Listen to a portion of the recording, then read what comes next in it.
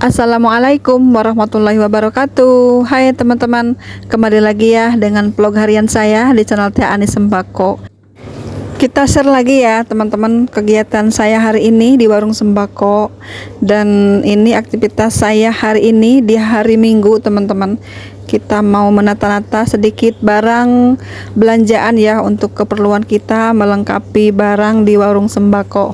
Oke teman-teman, sambil nonton videonya boleh ya di like dulu videonya ya, ataupun jika berkenan silahkan di share juga ke media sosial teman-teman.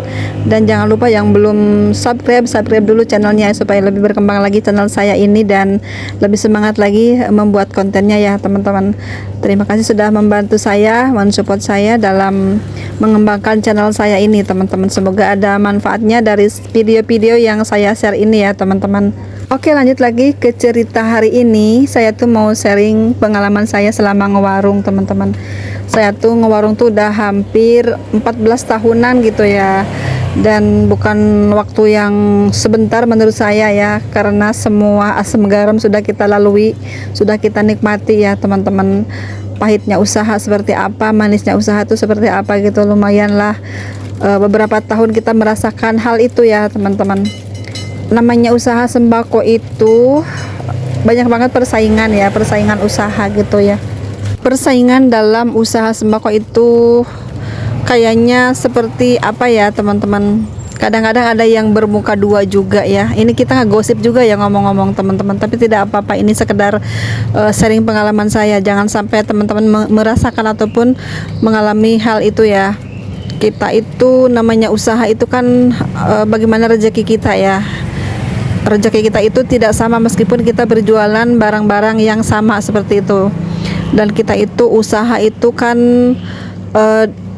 tergantung modal juga, tergantung keinginan kita, tergantung kreativitas kita gitu ya. Namun di balik itu ada beberapa juga yang pesaing-pesaing usaha kita itu merasa tersaingi gitu, merasa dikalahkan, merasa rezekinya itu diambil gitu, rezekinya itu dihalang-halangi seperti itu teman-teman. Ada yang ngerasain gitu nggak teman-teman ya? Kita sering bersama teman-teman. Ada yang merasa nggak seperti itu jika ada beberapa pesaing kita ataupun sesama pedagang seperti ini mengatakan bahwa rezekinya itu diambil kita gitu ya, dihalangi kita gitu teman-teman. Sedangkan orang itu kan namanya hidup itu masing-masing punya rezeki, masing-masing punya jalannya, usahanya sendiri gitu, masing-masing punya takdirnya sendiri ya. Rezekinya sendiri itu dijemput dengan tangannya dan usahanya sendiri seperti itu teman-teman. Pernah ada yang bilang saya itu ngewarung sembako itu menyaingi usahanya, padahal usahanya itu duluan dia gitu ya teman-teman, duluan pesaing saya itu. Namun kan saya itu beda gangnya gitu seperti itu teman-teman. Jadi menurut saya agak jauh jaraknya dari warung saya seperti itu. Namun mereka itu ngomongnya itu nggak enakin gitu teman-teman, merasa di sana tuh apa aja ada gitu ya. Terusnya bagaimana saya mau jual ini sedangkan di sana tuh semua udah komplit gitu, ngomongnya seperti itu. Dan saya pikir, kenapa kamu tidak mengikuti cara saya jika kamu warungnya ingin ramai, ingin banyak pembeli seperti itu ya. Dan warung itu malah bilang saya nggak bisa jual apa-apa, udah disaingi sama dia semua, katanya udah diambil sama dia semua rezeki saya seperti itu teman-teman. Terus lagi ada yang bilang lagi, ngewarung kok serakah amat, semua barang dijual seperti itu. Nah itu juga salah satu yang membuat saya semakin gimana ya, ingin sekali melengkapi barang-barang di warung sembako saya ini teman-teman.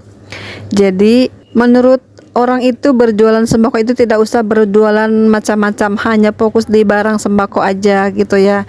Namun bagi saya di sini di warung saya tuh pengennya semua ada gitu. Saya tuh kepinginnya semuanya tuh serba ada gitu ya. Apalagi jika memang kita modalnya cukup, ingin sekali ya menambahkan item barang-barang yang memang saya belum punya di warung sembako saya teman-teman, supaya pelanggan pun lebih senang lagi berbelanja di warung saya dan tidak usah jauh-jauh juga mencari kebutuhan yang memang sangat diperlukan di rumah tangganya seperti itu ya teman-teman.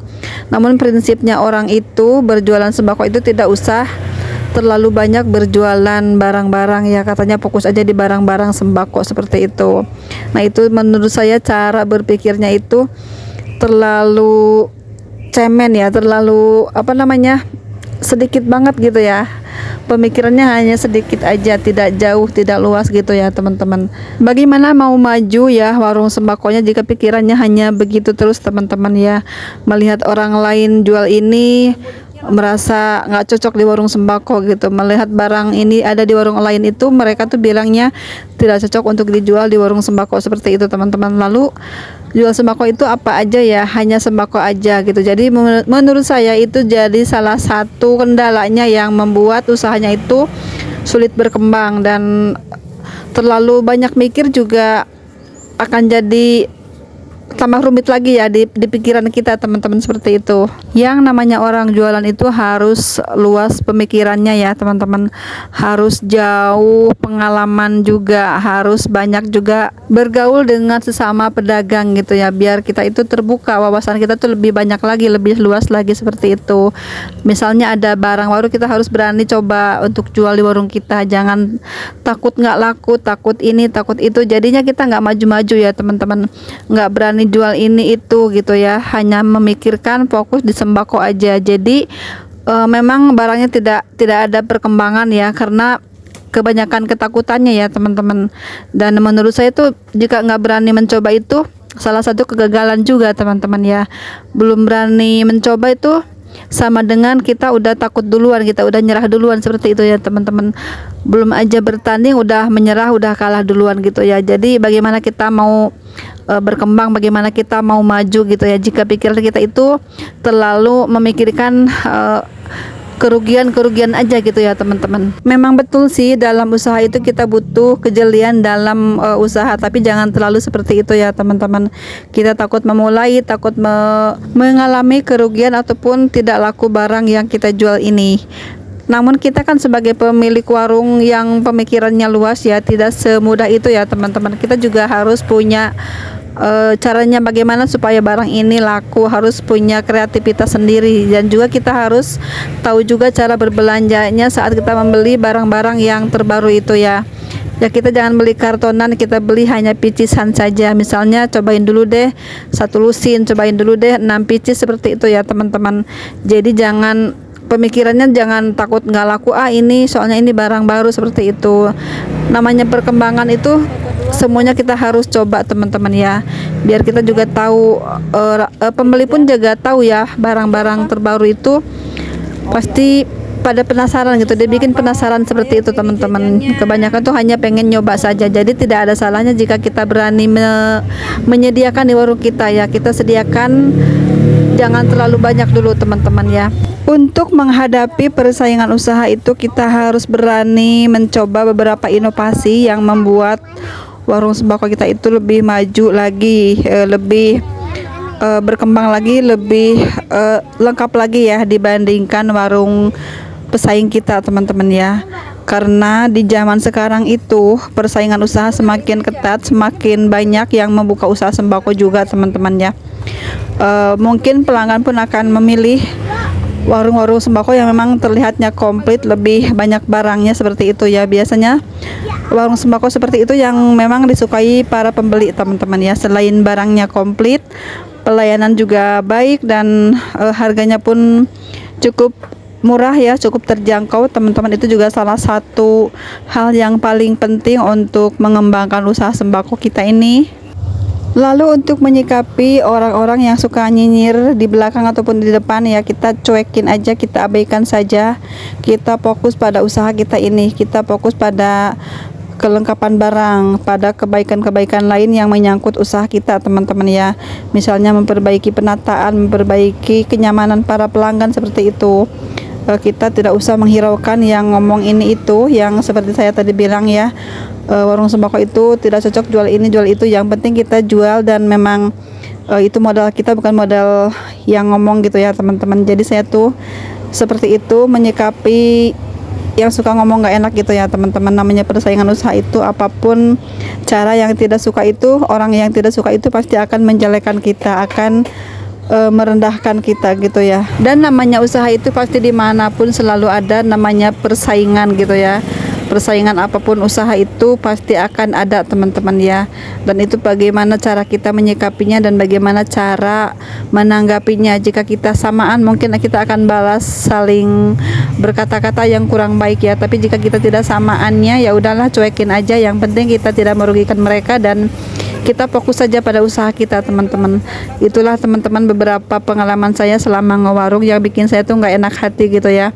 Ada yang ngomong ini itu, ya udahlah terserah mau ngomong apa kayak gitu, terserah teman-teman ya. Yang penting saya tidak merugikan dia, tidak meminta modal kepada dia, dan ya memang kita sama-sama cari rezeki melalui usaha ini, melalui usaha barang-barang sembako ya teman-teman. Dan saya yakin semuanya juga udah ada rezekinya masing-masing ya, seperti itu teman-teman. Mau ngomong ini itu silahkan monggo ya, mulut-mulut Anda gitu ya. Dan ya kita tuh jangan sampai merasa menyerah begitu aja ya dalam menghadapi persaingan, apalagi jika mendengarkan kata-kata yang kurang enak didengar gitu. Pokoknya kita harus tunjukkan bahwa kita itu juga harus bisa lebih dari yang ngomong tidak baik itu ya teman-teman.